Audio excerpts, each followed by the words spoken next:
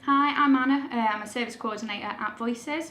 I'm here today to talk to you, or I'd like to talk to you about isolation and loneliness. So, what is it? Isolation is essentially the sense of being alone, being unloved, being unwanted. Use whatever verse you want.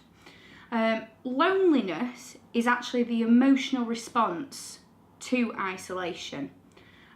Which is more what we may come across people, and that can be anyone, saying I feel lonely or I felt lonely, rather than I feel isolated. Now, isolation and loneliness has a massive impact, and that can be on anyone. That doesn't need to be on typically the old or the young. It can be anyone at any time, anywhere. No one's an exception. No one can get away with it. We all may face it at some point or have done.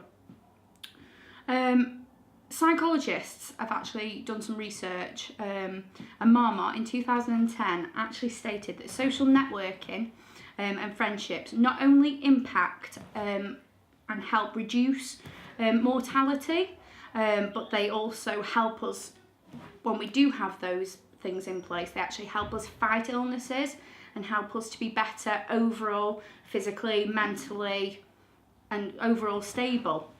In 2015, Holt and Lundstad actually stated that loneliness increases mortality by 26%. And basically saying that loneliness and isolation are as harmful to us as people as what health professionals tell us smoking 15 cigarettes a day is. So when you put that into perspective, then it quite actually might be doing something. And maybe this is the time that we should be sitting up and listening and seeing what we can do to figure out and where to go on and how we can beat loneliness as a society together. Because when you are alone, you know, that is when you are going to feel loneliness and be isolated.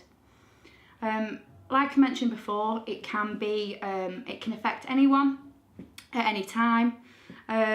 And a lot of this is now coming through social media. Social media is, you know, we're connecting to a level, but we're not actually having real world connections. It's reducing a lot.